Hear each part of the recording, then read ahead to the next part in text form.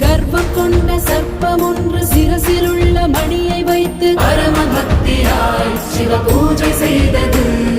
தனது பூஜை உயர்ந்ததென்று எண்ணி வந்த யானை ஒன்று மணிகளை ஊதி ஜல சேவை செய்தது.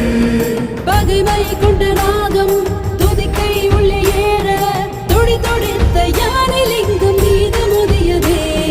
யானை நாக பாம்பது தியாகத்தை மெச்சி ஸ்ரீ